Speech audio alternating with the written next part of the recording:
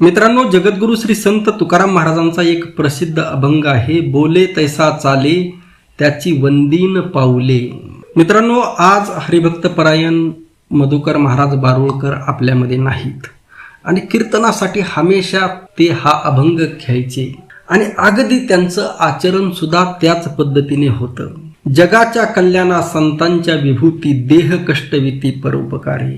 भूतांची दया हे भांडवल संता, आपुली ममता नाही देही. तुका म्हणे सुख पराविया सुखे, अमृत हे मुखे स्त्रव तसे. मुखी अमृताची वाणी, देह वेचावा कारणी किंवा देह देवाचे कारणी, हा जो जगद्गुरु श्री संत तुकाराम महाराजांचा अभंग आहे, या आजच्या काळामध्ये, आजच्या या जगामध्ये दुर्मिळ असणारी व्यक्तिमत्व म्हणजे हरिभक्त परायण मधुकर महाराज बारुळकर. ते आज आपल्यामध्ये नाहीत. मित्रांनो, हरिभक्त परायण मधुकर महाराज बारुळकर हे वारकरी संप्रदायाचे ज्येष्ठ कीर्तनकार होते. मित्रांनो, त्यांच्या जाण्याने वारकरी संप्रदायाचं आणि समाजाचं न भरून येणारं नुकसान झालेलं आहे. अगदी शेवटच्या श्वासापर्यंत मराठा सेवा संघासाठी आणि समाजासाठी काम करणारे एक मराठा समाजाचं, वारकरी संप्रदायाचं भूषण हरवलेलं आहे. नांदेड येथील मराठा सेवा संघाच्या कुटुंब मेळाव्यातून परतत असताना अपघातामध्ये त्यांचं दुःखद निधन झालेलं आहे. महाराष्ट्रातील प्रसिद्ध व्यक्तिमत्व, कीर्तनकार, व्याख्याते, शिवचरित्रकार, समाज प्रबोधनाचा आणि समाज परिवर्तनाचा ध्यास घेतलेले समाज प्रबोधनकार, परखड आणि स्पष्ट वक्ते, अभ्यासू व्यक्तिमत्व, संत साहित्याचे गाडे अभ्यासक, वारकरी संत आणि छत्रपती शिवाजी महाराज, महात्मा फुले, शाहू महाराज, बाबासाहेब आंबेडकर, जिजाऊ, अहिल्या, सावित्री, रमाई यांच्या कार्याचा आणि विचारांचा महाराष्ट्रभर जागर करणारे, अहोरात्र स्वतःला वारकरी संप्रदाय आणि समाज कार्यासाठी झोकून देणारे व्यक्तिमत्व, अखंडितपणे, अविरतपणे, अथकपणे समाजासाठी लढणारा योद्धा, शेतकऱ्यांसाठी, कष्टकऱ्यांसाठी मनामध्ये कायम कळवळा असणारा आणि त्यांच्यासाठी लढणारा शेतकरी योद्धा, पुरोगामी चळवळीला समर्पित जीवन, पुरोगामी विचारांचं वादळ, हरिभक्त परायण मधुकर महाराज यांचं अकाली जाणं, अनपेक्षितपणे जाणं हे अत्यंत धक्का देणारं आहे. खरं तर या धक्क्यामधून सावरणं महाराष्ट्राला शक्यच नाही.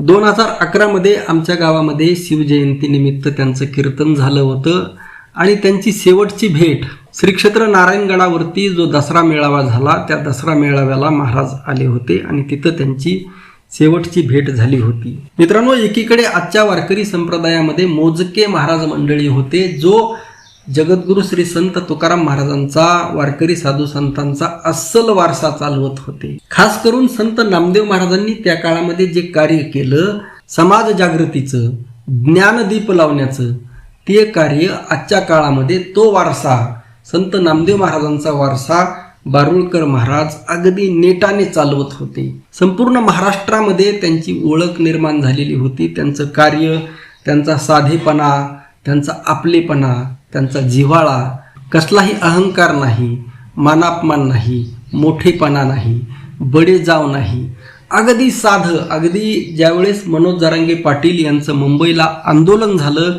त्या आंदोलनामध्ये अगदी एवढे मोठे ज्येष्ठ कीर्तनकार असताना सुद्धा, एवढं मोठं दिग्गज व्यक्तिमत्व असताना सुद्धा एक साधे आंदोलक म्हणून त्या आंदोलनामध्ये सहभागी झाले. बाकीचे जे दिग्गज मंडळी आहेत ते केवळ येणं, भेट देणं आणि जाणं असं नाही, तर अगदी एखादा जो सामान्य कार्यकर्ता आहे त्या कार्यकर्त्याप्रमाणे अगदी लढा देण्याचं काम त्यांनी केलेलं आहे. आणि ज्यावेळेस हे आंदोलन चालू होतं कुणबी मराठा, त्या आंदोलनामध्ये सुद्धा त्यांनी अगदी सक्रिय सहभाग घेतला होता. त्यांचा वारकरी संप्रदायाचा, संत साहित्याचा अभ्यास, व्यासंग अत्यंत प्रचंड होता. जे का रंजले गांजले त्यासी म्हणे, जो आपुले तोची साधू ओळखावा, देव तेथेची जाणावा. सध्याच्या काळामध्ये संत पाहणं, संत भेटणं ही दुर्लभ गोष्ट झालेली आहे. परंतु माणूस जिवंत असतो तोपर्यंत आपल्याला त्याचं महत्त्व कळत नाही. मागच्या वेळेस, आता 2 महिन्यापूर्वीच अजितदादा यांचं अकाली एक्झिट झालं आणि अजितदादा गेल्यानंतर संपूर्ण महाराष्ट्राला धक्का बसला. अरे, आज दादा आपल्यामध्ये नाहीत आणि दादा गेल्यानंतर त्यांचं महत्त्व कळालं. अगदी त्याच पद्धतीने आज महाराष्ट्राला जाणवत आहे. खास करून जे चळवळीमध्ये आहेत, त्यांना सामाजिक चळवळीमध्ये आहेत, जे अस्सल वारसा तुकाराम महाराजांचा, नामदेव महाराजांचा, मौली ज्ञानोबा रायांचा अस्सल वारसा जे चालवत आहेत, त्यांना आज धक्का बसलेला आहे की आज महाराज आपल्यामध्ये नाहीत.